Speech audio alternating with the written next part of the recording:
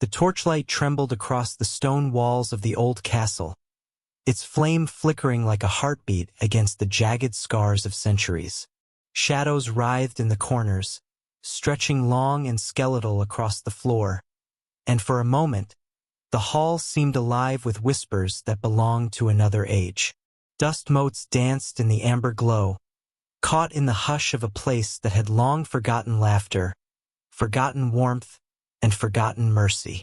Every step the young nobleman took echoed against the high vaulted ceilings, reverberating through corridors where the air hung thick with the scent of decay, incense, and secrets that had never been spoken aloud. In the center of the hall, a chest of blackened oak lay half-buried beneath layers of dust and the weight of forgotten centuries. Its iron hinges were rusted, eaten by time, and the carvings that once told stories of glory now only hinted at warnings no living ear could comprehend. He approached it with a mixture of dread and fascination, each heartbeat like a drumbeat announcing his trespass. His hands, pale and trembling, brushed away the centuries of neglect, uncovering the lid's intricate carvings. Swirls of serpents, crowned skulls, and twisting vines that seemed almost to pulse under the torchlight. When he lifted the lid, the gem within revealed itself. It was no ordinary stone. Its surface shimmered unnaturally, like sunlight trapped and twisted into malice. The glow was cold yet alluring, a light that seemed to know the deepest corners of the human soul. As his eyes met it, a shiver traveled down his spine, and for a moment, the castle held its breath. Faint whispers brushed against the edges of his mind, like a breeze through cobwebs, soft, unintelligible, yet heavy with warning. Voices of the lost, voices of the damned, murmuring secrets that were never meant to be heard by the living. Each night thereafter, the nobleman's sleep was invaded by shadows. They slithered through corridors he knew and those he had never seen, brushing against his kin as they fell silent, one by one. Dreams of servants frozen in mid-motion, their eyes wide and hollow, became so vivid that the line between sleep and waking blurred. The castle itself seemed to breathe with him, its walls exhaling a chill that gnawed at the marrow of his bones. The gem was no ornament. It was a sentinel, a chain that wound invisibly around his fate, each link forged in silent cruelty. It demanded not admiration, not wealth, but the currency of life itself. By day, the great hall wore the mask of solemn grandeur, yet it trembled with the same tension that haunted his nights. Tapestries, heavy with age, rustled though no wind stirred the air. Their woven figures, knights, saints, and vanquished foes, seemed to shift when he looked away, watching, waiting. The caw of ravens circled endlessly above the battlements, their cries a dirge that could be heard through closed doors and shuttered windows. Even the sunlight, when it dared to reach the cold stones, seemed pale and hesitant, as though it feared to linger too long. The nobleman walked these halls with the weight of knowing that time had lost its mercy here, that every tick of the clock brought him closer to a reckoning written long before he drew breath. He tried to confide in his advisors, in those who once served him faithfully, but words died on his tongue. The castle absorbed them, as it had absorbed so much before, and returned only silence. Even his kin recoiled, subtle shifts in their expressions betraying the fear they could not name. The jewel's power was subtle but absolute. It whispered promises of glory, of conquest, of treasures beyond imagining. But each promise was a lie threaded through with ruin, and the nobleman, unable to resist its cold seduction, felt himself unraveling, a thread caught in a tapestry too vast, too old, and too merciless to escape. One evening, he found himself drawn once more to the chest.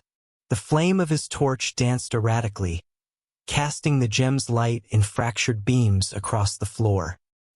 He saw his reflection ripple in its surface, distorted and trembling, as if the stone had become a mirror not of flesh, but of mortality itself. In that moment, he realized the truth that had long hovered at the edge of his awareness. The chest demanded more than reverence. It demanded the surrender of life, the willing or unwilling yielding of flesh and spirit to its inexorable hunger.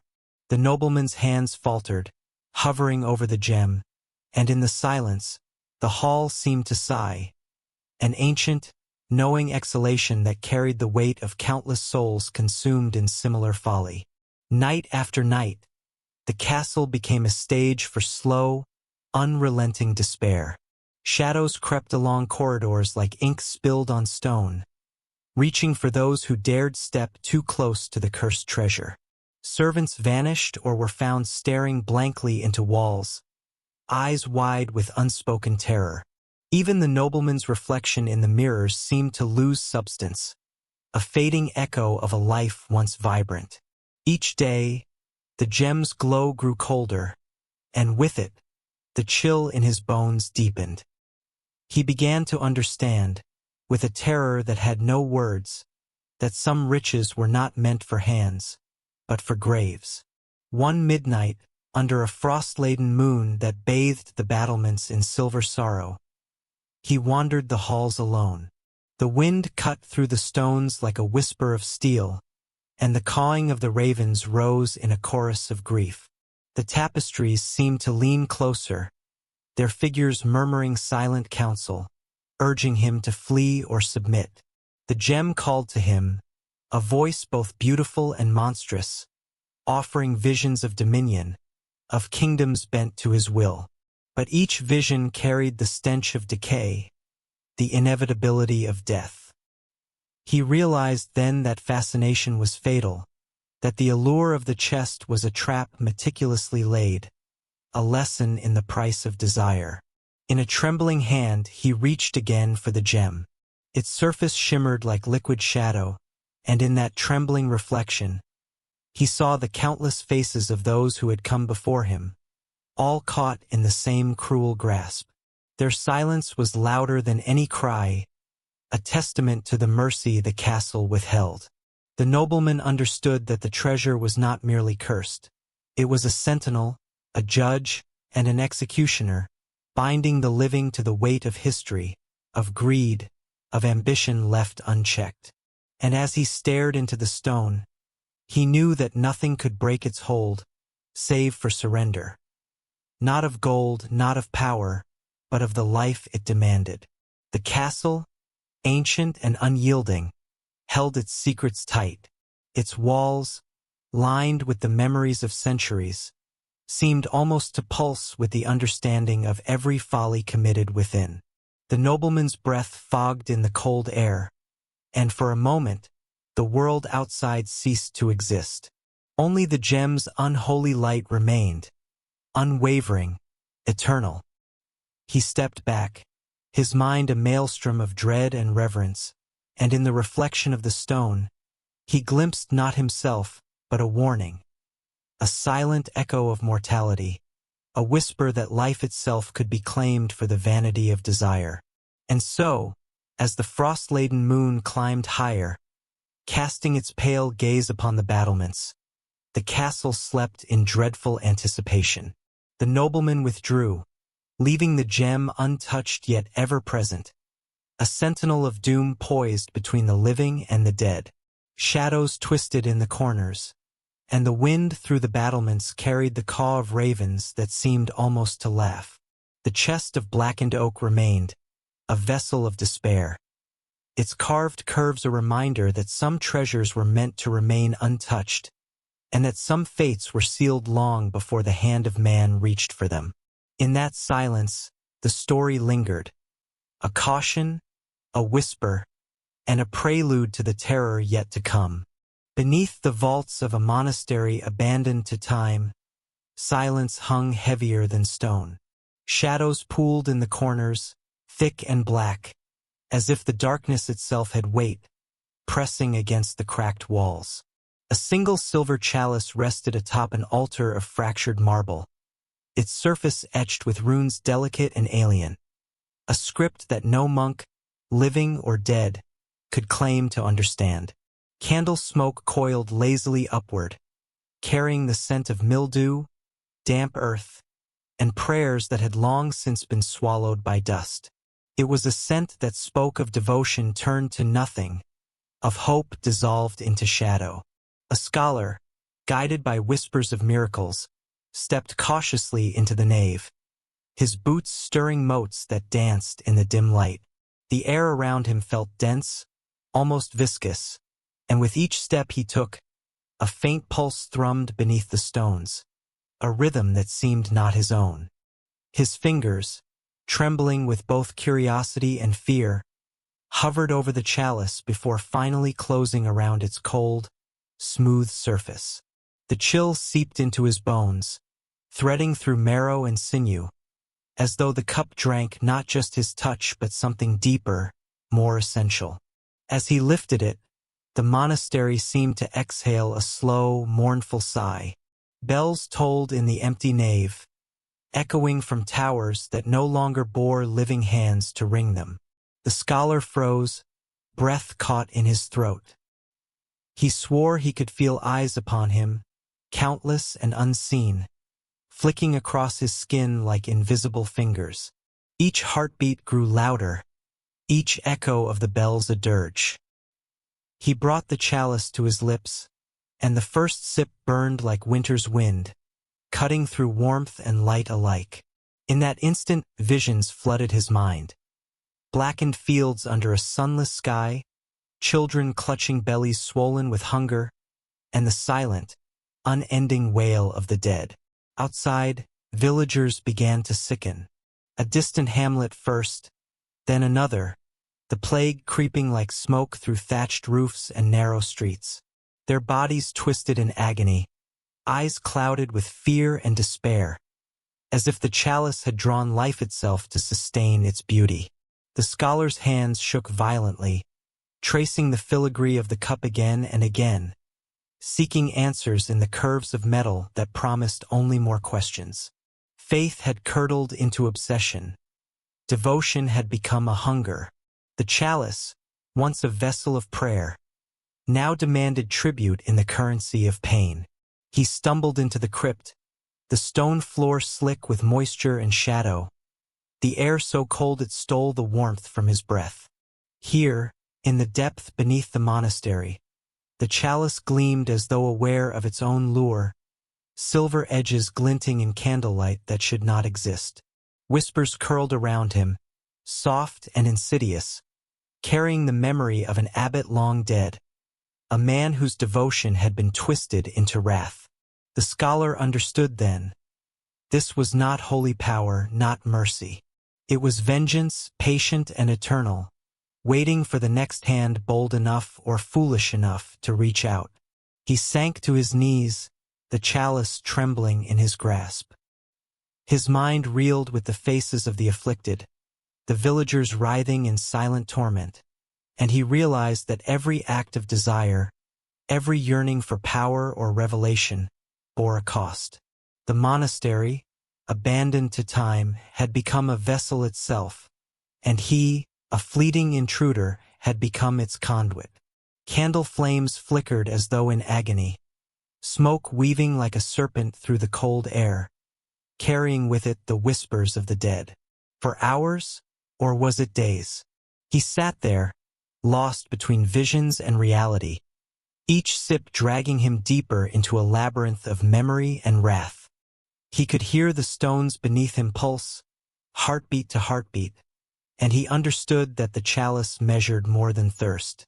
It measured the weight of ambition, of temptation, of the thin line between reverence and obsession. Outside, the wind howled across ruined roofs and hollow streets, a mournful chorus to the suffering that had begun with a single, careless touch. And yet, even in that darkness, a subtle beauty lingered. The chalice caught the candlelight in its curves, silver shining against shadow, runes glowing faintly as if aware of their own story. Promised knowledge, power, salvation, but only for those willing to pay the unspoken toll. The scholar's vision blurred, the line between seeker and victim dissolving. He felt both awe and horror in equal measure, understanding that some relics do not forgive. They do not yield to desire, they consume it. In the hush of the crypt, a soft echo lingered, like the breath of the centuries themselves. The chalice rested in his hands, its coldness a reminder of the unseen eyes that never blinked, of a devotion turned venomous through time. And as the scholar lifted it once more, he knew, with a terror that seared through his veins, that temptation wore the guise of holiness, waiting always for the next seeker. The monastery exhaled again, the pulse beneath the stones quieting just enough to invite another footstep, another hand, another story of ambition and ruin. Outside, the world continued, oblivious to the curse nestled within cracked stone and candle smoke. And inside, the chalice gleamed, patient as ever, whispering promises it would never keep, echoing the silent truth. Beauty and faith are not always gifts. Sometimes, they are the first step toward devastation.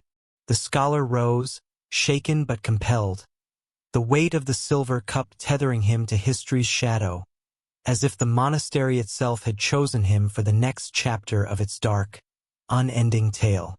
The cliffs rose like jagged teeth against the gray sky, blackened by storm and wind, their edges ragged where centuries of sea had gnawed at stone.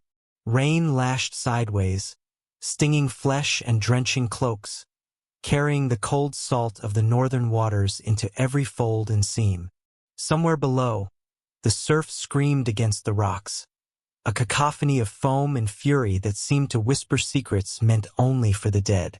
On the narrow ledge, half buried in glistening sand, a chest lay, its wood coral-stained, seams darkened with salt, and lock encrusted with the green crust of time. It was the kind of chest that could not simply be ignored, the kind that called to the heart of men whose greed outweighed their sense of fear. The pirate captain knelt, fingers stiff and trembling, brushing away sand and pebbles with the ritual of obsession. The smell of the sea brine, rot, and drowned timber clung to him like a second skin. He pried the chest open, iron tools biting into would slick with seawater. Inside, the coins gleamed, golden and molten in the dim stormlight, glinting as if they were small suns trapped beneath a glassy sea. Yet within that shimmer, a darker reflection revealed itself. The ghostly faces of men he had betrayed, their eyes wide, accusing, silent. The images flitted and twisted with the tossing of the waves, forming a silent covenant of guilt, a ledger written not in ink but in blood. Each coin seemed to breathe, pulsing with memory, carrying the weight of broken oaths and shattered trust. The captain reached for a handful, and the metallic warmth ran cold through his veins. The gold was alive, not merely in shine but in accusation, a sentinel of all that had been stolen, of all the lives that had been pawned for a glimpse of power.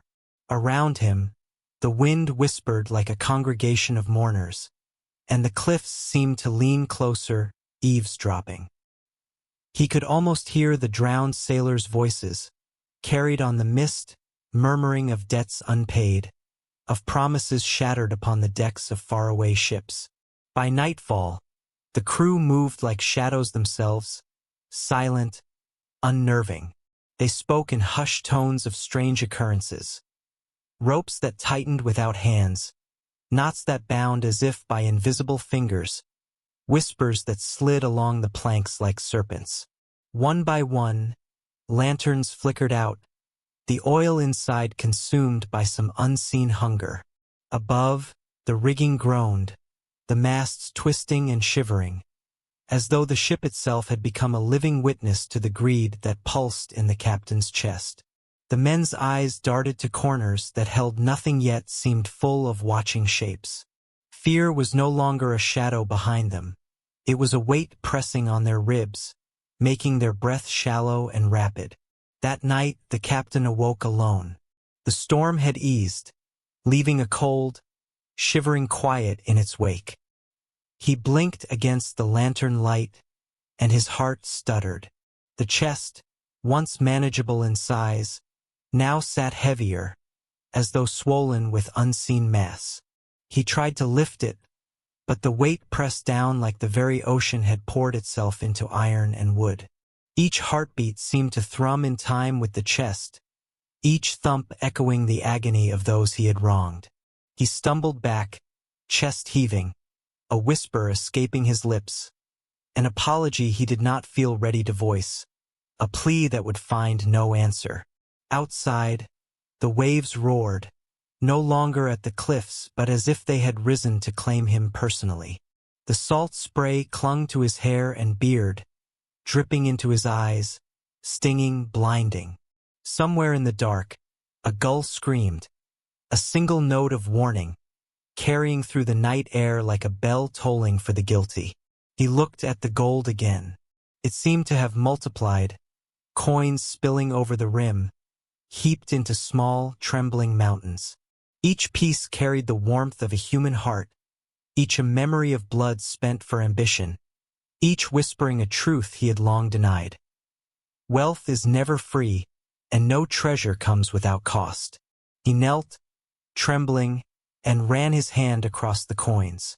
The metal pulsed beneath his fingers, and he felt the ghostly fingers of the betrayed threading through the gaps between coins, touching him, weighing him. He could smell them now, not the smell of the sea, but something fouler, the iron tang of regret, the sharp, acrid scent of fear left unspoken. He remembered faces. The first mate who had trusted him with his life, the cabin boy whose small hands had once carried messages of hope across the deck, the merchant whose favor had been traded for lies. All were present in this chest, bound to the lust for gold that had once seemed harmless, now revealed as a chain. The night deepened. Storm clouds drifted away, leaving a chill that sank into the bones like ice water. Shadows moved on deck with a life of their own, the ropes whispering secrets in the dark. The crew huddled together, silent and sullen, avoiding the captain's gaze, for they too felt the chest's presence, a living accusation that none could escape. Their dreams would be haunted by the gleam of gold, by the sensation of hands brushing against their necks, tightening, letting go, tightening again. Sleep itself seemed a luxury forbidden, replaced by a vigil against the silent wrath of a treasure that demanded witness. Morning brought no relief. The chest remained, an unyielding mass at the heart of the ship, heavier now with the weight of unspoken sins. The captain stood above it, staring, knowing the sea had claimed its first victory in subtle ways. A missing handhold, a deck plank weakened, a rope frayed to the snapping point. Each hazard seemed deliberate, as though the ocean itself had assigned guardians to the treasure, spirits unseen, patient and inexorable. He traced a finger across the top of the chest and felt it tremble, a heartbeat mirroring his own, a silent promise that the debt was ongoing, endless.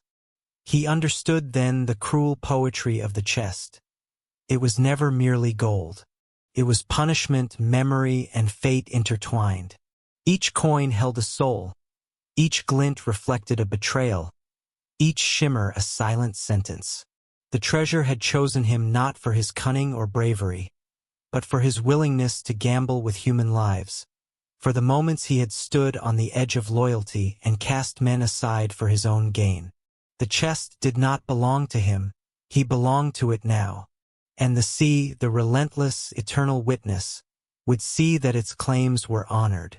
As the ship lurched forward on waves that seemed gentler yet no less hungry, the captain's laughter from the night before echoed faintly in memory, brittle and hollow. It was swallowed by the wind, replaced by a deep, gnawing understanding. Some treasures demand more than life to possess. And those who defy the currents of fate will be claimed by the very waters that gave rise to their ambition. The chest sat in mute accusation, the gold gleaming faintly, a sun trapped beneath a turbulent sky, reminding all who dared approach that greed leaves no one untouched, that some sins are heavier than stone, and that the sea always collects its due.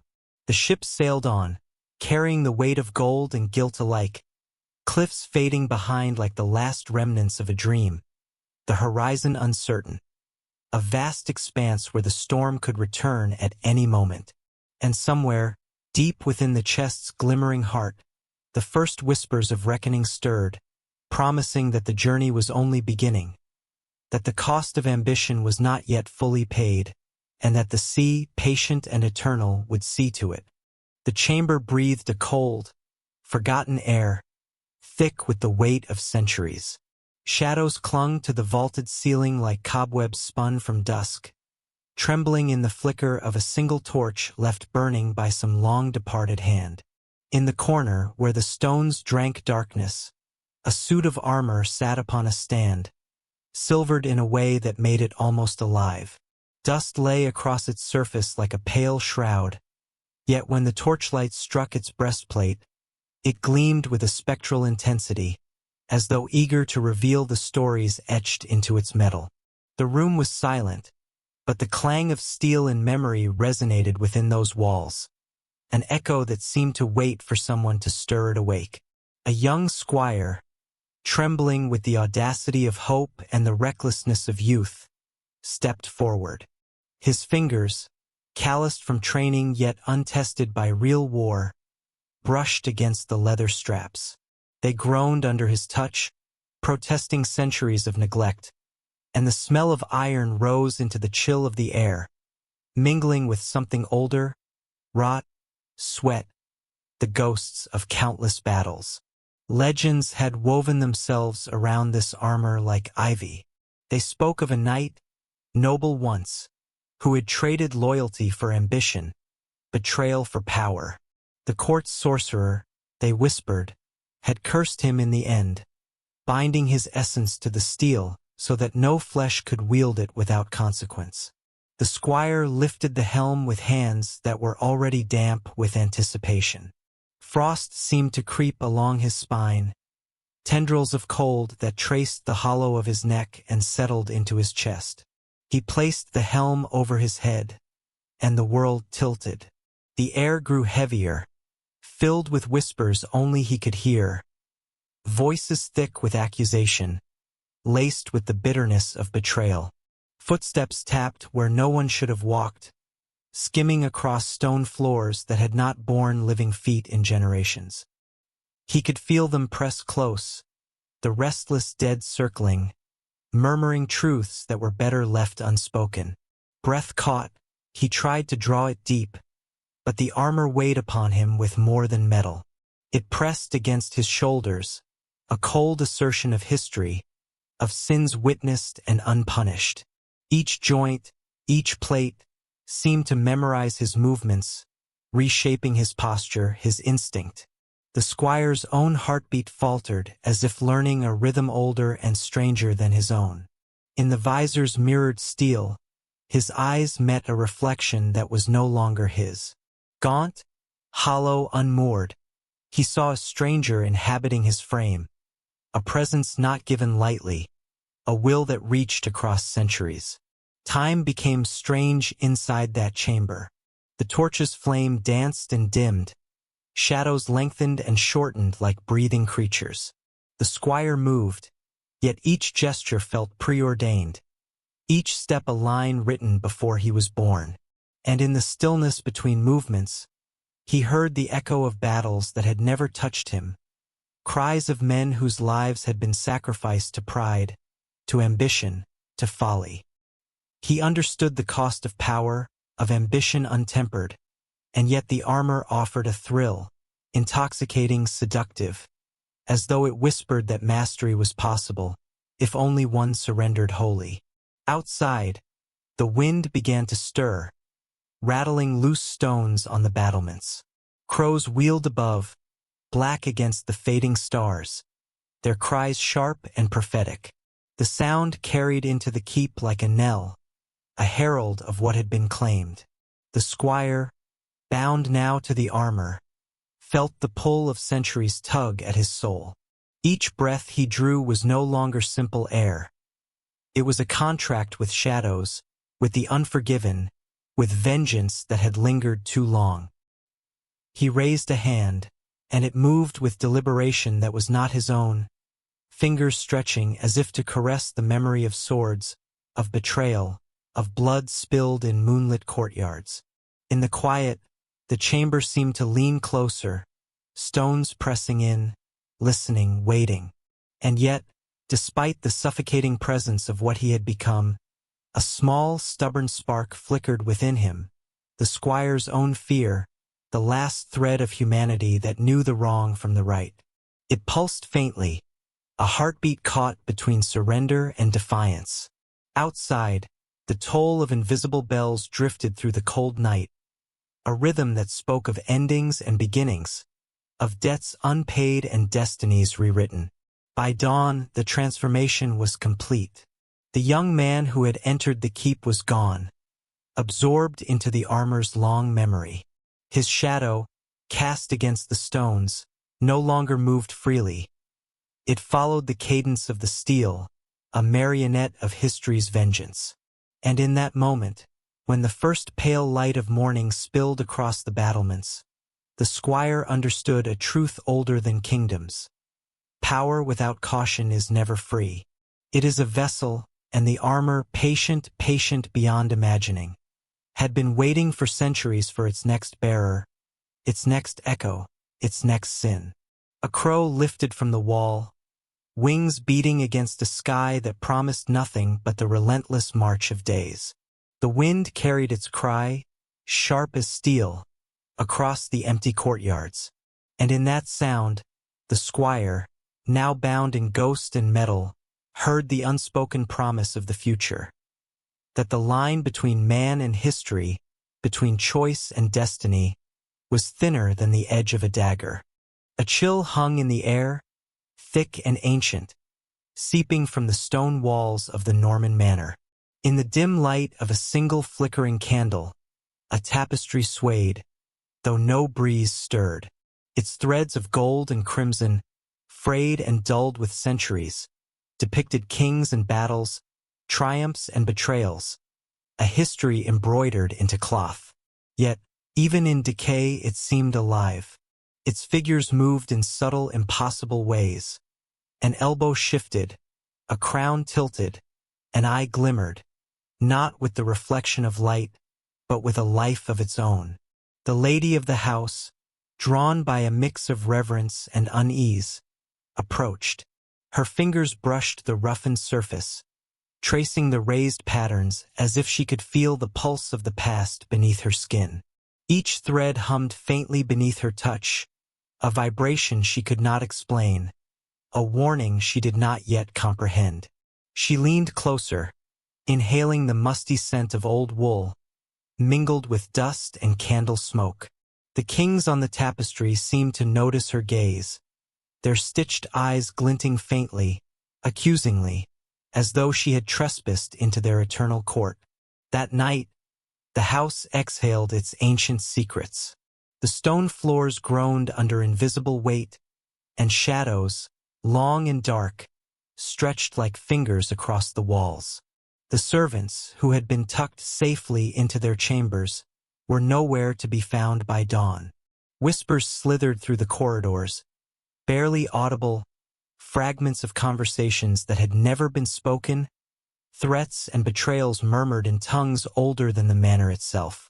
She awoke with a start, the candle guttering in its holder, her heart pounding with the fear that the house itself had shifted while she slept. In the candlelight, the tapestry moved again. It was subtle, too subtle for anyone else to notice, but she saw it. The king's eyes tracked her, silently condemning her, holding her accountable for some forgotten transgression. She felt their judgment in her chest, a heavy weight pressing on her lungs, and she realized that history was not a gallery to admire. It was a living entity, a mirror that reflected the sins of the past back at the present. Each glance she gave was a pact, each touch a surrender to forces she could not name. As nights passed, the lady began to notice the pattern of the house's malice. A candle snuffed out before it should, doors that had been locked creaking open, the cold breath of winter seeping through walls that were once thought impervious. Sleep became a landscape of terror. She would wander the manor in her dreams, following shadows that whispered her secrets, glimpsing the vanished servants frozen in frozen tableaus of fear, their eyes pleading. And always, the tapestry waited, patient and eternal, its embroidered kings as vigilant as the eyes of a predator. She began to age, though the world outside remained constant. Her hair grayed, her hands bore the tremor of years, her eyes deepened with lines of sleepless nights. Yet the tapestry remained unchanged, as if time itself had no dominion over it. And with every day, the gold threads glimmered brighter in the candlelight, burning faintly, a reminder that some beauty was a snare, and that some legacies carried poison hidden within their splendor. There were moments when she spoke to it softly, in desperation. "What do you want?" she would whisper. The house remained silent, save for the faintest rustle of thread against thread. And still, she felt its answer in the pit of her stomach, in the tightening of her chest. It wanted witness, acknowledgement, a soul to carry the weight of history. The tapestry was memory made flesh, obsession made visible, doom made inevitable. She began to see the pattern in the embroidered scenes. Battles she had read of as a child, victories and massacres, betrayals sewn into the folds of kings' robes and the spikes of their crowns. Every movement of the thread mirrored the pulse of blood. Every glint of gold echoed the gleam of swords in the sun. And she realized that the tapestry did not merely depict history. It demanded her to live it, to feel it, to endure it. It was a covenant she had stumbled into, a silent pact between the living and the dead. The house itself seemed complicit, the walls absorbing her presence and reflecting it back as unease. Floors that once bore the weight of dancing feet now groaned under invisible burden. Windows framed night skies that seemed to twist and tilt, revealing glimpses of kings riding spectral horses, banners flapping in winds she could not feel. Her reflection in the polished surfaces no longer belonged to her alone. It carried the echo of those stitched figures, a ghostly overlay of lives long extinguished. She grew cautious, almost afraid to breathe. Every glance toward the tapestry was a negotiation, a delicate balance between reverence and fear. She understood that to look away was to invite the wrath of indifference, and to stare too long was to court madness. The embroidered kings watched as she walked the corridors, and she began to hear their silent commentary in the rhythm of her own heartbeat. Their stories became her dreams, their victories her shame, their betrayals her dread. Yet, amidst the fear, a strange devotion took root. She could not leave the room, could not abandon the tapestry. It demanded witness, and she found herself unable to resist. Each day she returned, tracing the worn threads with trembling fingers, whispering apologies to kings long dead. And each night, the house reminded her of the price. Her youth, her solitude, her peace. Still, she endured, bound by awe, by curiosity, by a fascination that mingled with terror. One evening, as the candle burned low and the shadows stretched toward the corners of the room like grasping hands, she realized that she had become part of the tapestry. Not physically, not yet, but spiritually. Her eyes reflected the gold threads. Her hands mirrored the embroidered gestures. Her dreams carried the weight of those stitched histories. And in that moment, she understood the cruel truth. Beauty in the manor was never free, and memory was a debt that demanded repayment. The tapestry did not merely hang. It waited, patient, eternal, unyielding. And so, she watched and she waited, and the tapestry watched back. History was not to be admired lightly, nor forgotten carelessly. It was a living, breathing testament, a curse that whispered of legacy and doom. And as she traced the king's faces one last time before retreating to her chamber, she felt the subtle pull of threads woven not just from wool and gold, but from time, from blood, from the inexorable weight of all that had been, and all that would follow. The candle flickered, and in that dying light, the house exhaled. Silence fell like a curtain, thick and heavy. The tapestry gleamed faintly in the shadows, patient and eternal. And she, now older, wiser, and forever marked, understood.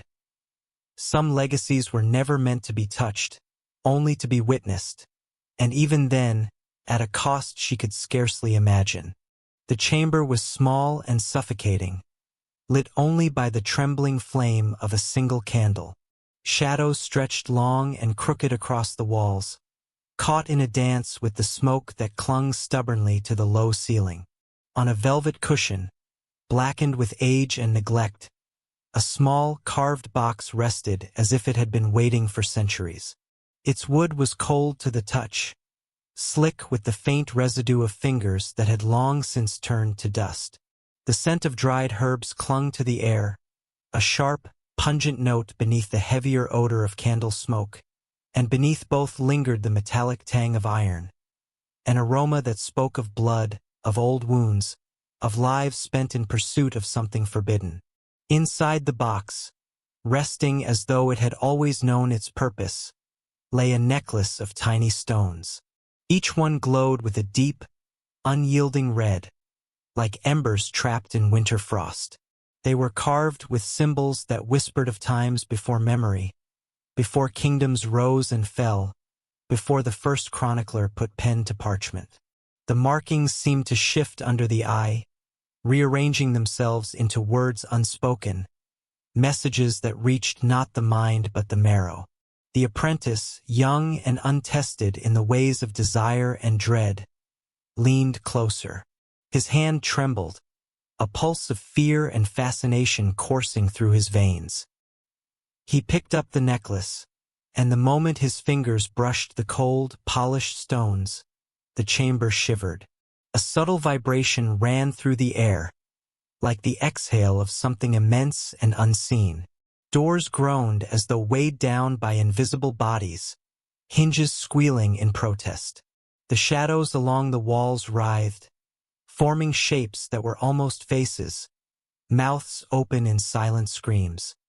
He froze, his pulse hammering against his ribs, but the allure of the necklace was irresistible. One simple act, a clasp at the back of his neck, and the world shifted. From that instant, he became the necklace's keeper, and the necklace became something else entirely. Its heartbeat pulsed against his throat, each beat sending a wave of warmth and unease through him. Sleep became a treacherous veil. Dreams turned to visions of rot and decay. He saw the villagers, their faces pale and hollow, clutching their stomachs as an invisible sickness swept through them. Livestock dropped in the fields, eyes wide with the final terror of an unseen predator. Every vision left a stain upon his soul, a reminder that beauty and death were intertwined in a cruel, relentless waltz. By day, the necklace glittered as a jewel, innocent to the casual observer. But by night it was a conduit for a wrath older than kingdoms, older than kings, older than memory itself. The apprentice began to understand, in those long, suffocating hours when he could not close his eyes without seeing ruin, that the stones were not mere ornament. They were vessels, each one a reservoir of desire and destruction. To touch them was to court both wonder and despair. The townsfolk whispered behind doors, suspicious of the sudden malaise that settled over their homes. Livestock sickened without cause. Crops withered in fields that had once been generous. Mothers pressed hands to their children's foreheads, eyes wide with the same terror the apprentice now carried in his own chest. And through it all, the apprentice could feel the necklace tightening its claim upon him, a cold weight against his pulse, a steady reminder of the price of desire. Each beat of its stones was a summons, each glow a call to witness more suffering, more loss, more ruin.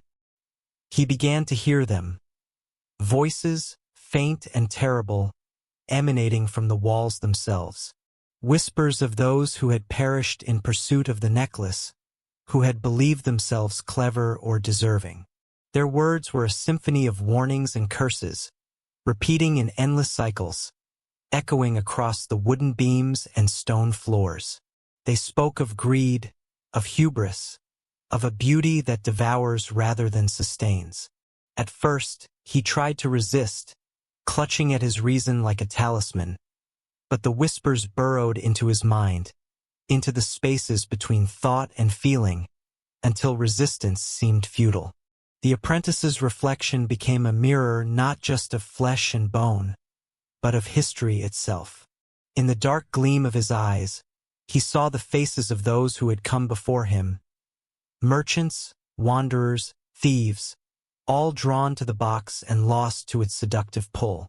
Each stone in the necklace mirrored a story, a life claimed in exchange for a moment of possession. And yet, the apprentice could not look away. The promise of the necklace, the promise of desire fulfilled, of beauty held in his hands, was a siren song that drowned out reason. Each night, as the candle burned low, he felt the stones pulse more insistently, like a heartbeat that would not be ignored. And with every pulse, visions clawed their way into him. A child's cry silenced in a shadowed alley, the sudden collapse of a proud horse in the misted morning, the silent rot creeping through the granaries. He began to understand the mechanism of its power. It demanded a toll, each beauty a claim, each red gem a reminder that nothing comes without cost. Yet he clung to it, a fool in the grip of something older, wiser, and far crueler than himself. In the quiet moments, when the candle flickered and the chamber seemed almost at peace, he would stare into the blackened wood of the box, and it would stare back. Indifferent, eternal. Morality meant nothing to it. Time meant nothing. It waited, patient as the grave, for the next hand to reach for it, the next heart to succumb to its whispering promise.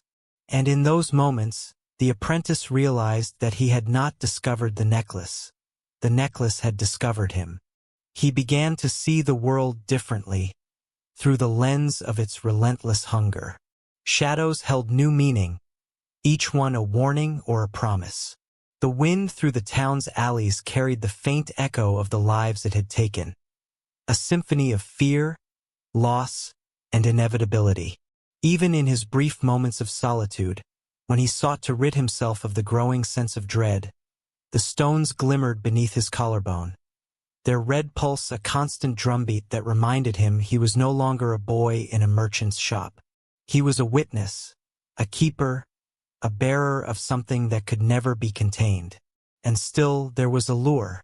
In the heart of the terror, in the marrow of the fear, was an intoxicating beauty. The apprentice could feel it every time he dared to touch the stones, a warmth that promised power, vision, eternity. The same allure that had claimed centuries of hands now wrapped around his own, a coil of fire and ice. It was a lesson written not in words, but in the ache between longing and despair, that to desire with such intensity is to invite ruin, yet also to taste the impossible. As the candle guttered and fell, leaving the room in near darkness, the box sat unmoved. Its presence was absolute, quiet, infinite. It had endured storms, kingdoms, the slow decay of generations, and it would endure the apprentice's brief life with equal patience. The stones pulsed once more, a heartbeat echoing in the empty chamber, a final whisper of the covenant between beauty and destruction. The apprentice touched the necklace lightly, feeling the warmth against his skin, and knew that nothing would ever be the same. Outside, the town slept uneasily, shadows stretching across streets and rooftops. The wind carried with it a hint of iron, a faint whisper of smoke, a sense that something had awoken in the heart of a merchant's shop. Within, the apprentice's eyes reflected the red glow of the stones, shimmering with desire, fear, and the weight of lives not yet claimed but inevitably lost. The box waited, patient as the grave, and the world turned, oblivious to the quiet havoc that had begun. And in that stillness, he understood, perhaps too late, that desire is never without cost, and beauty is never innocent. The stones pulsed once more, a heartbeat for a world that had barely noticed its first tremor. The chamber was silent, yet thrumming with anticipation, as if the walls themselves held their breath, waiting to see how far the apprentice would fall, and who, in the end, would claim the next whispering curse. A mirror, framed in blackened oak and adorned with silver serpents, hung in the forgotten tower, a relic of whispers and vanished bloodlines. Its surface, dulled by age and neglect, shimmered faintly in the flickering candlelight, as though it drank the shadows and exhaled a cold, uneasy breath. The air was thick with the smell of damp stone and the acrid tang of candle soot, curling around the narrow chamber like smoke from a funeral pyre. Outside, the wind clawed at the tower walls, moaning through cracks, rattling shutters that had not moved in decades. Inside, the silence pressed against her ears, broken only by the occasional drip of water echoing down the cold walls. A young noblewoman, her skirts whispering against the uneven flagstones, paused before the mirror. She was curious, defiant, drawn by stories that spoke of its unnatural revelations. Mothers had warned daughters of its peril. Servants had spoken in hushed tones of the cursed fates of those who lingered too long before its depths.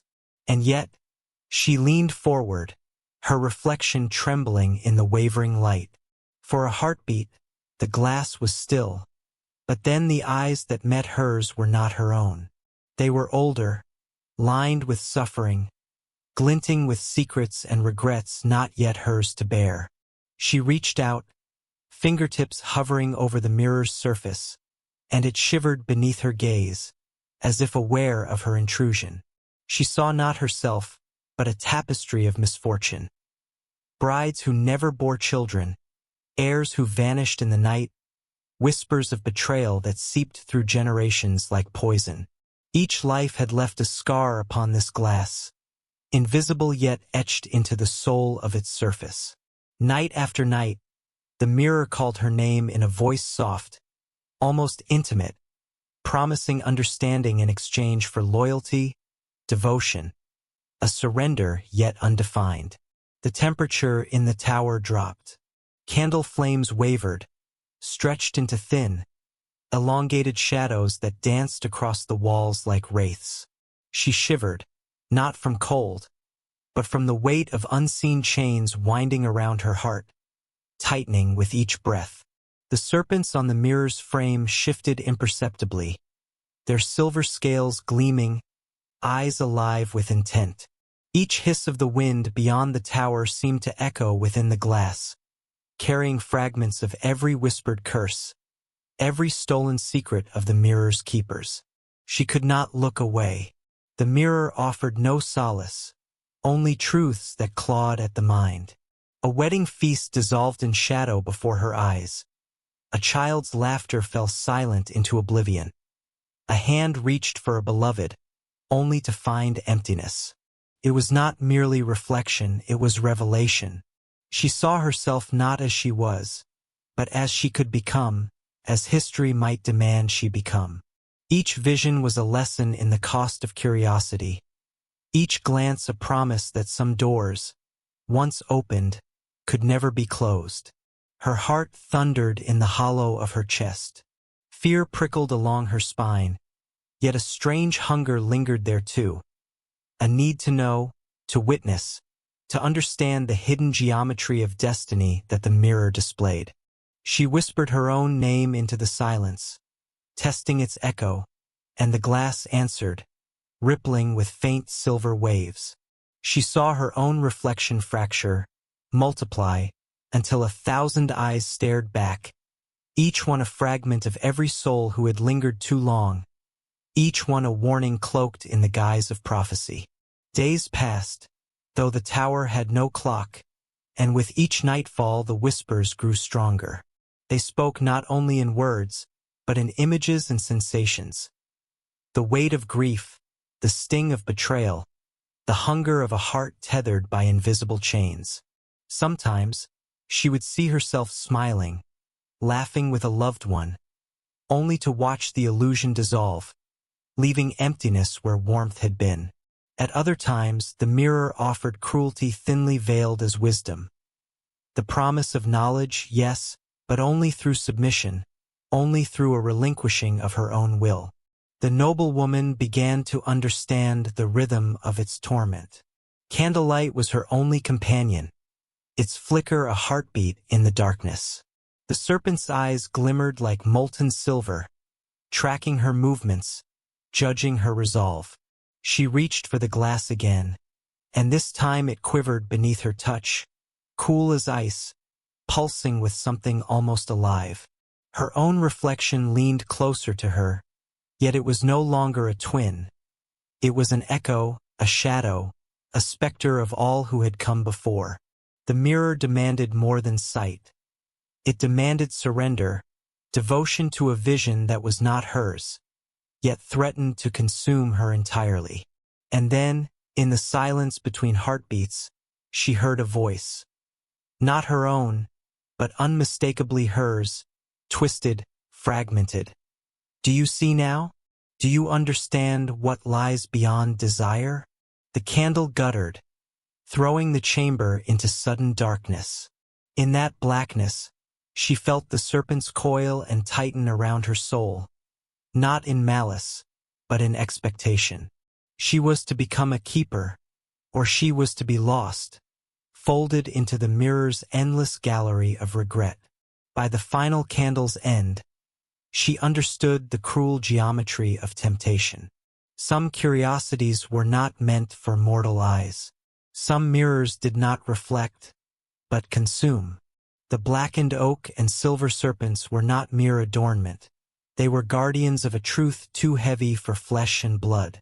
And as her breath came in shallow gusts, she felt her essence stretch, almost slipping into the cool depths of the glass. The room was silent, yet heavy with expectation. Night had fallen outside, and yet here, within the tower, time itself seemed to have fractured. The mirror did not merely hang. It waited.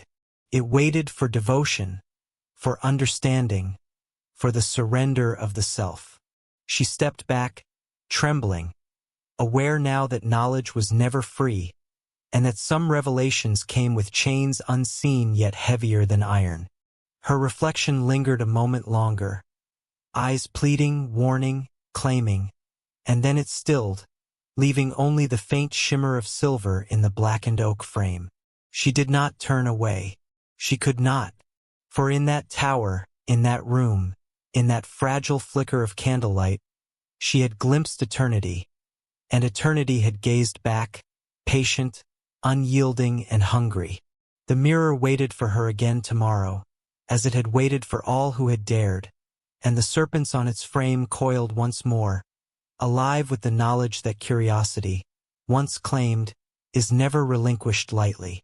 Outside, the wind tore across the desolate landscape, carrying with it the faintest echo of a name, a warning, a call. Inside, she breathed in the chill of stone and shadow, understanding at last the delicate, dangerous power of reflection. Some doors, once opened, could never close, and some truths demanded more than understanding. They demanded the surrender of the soul.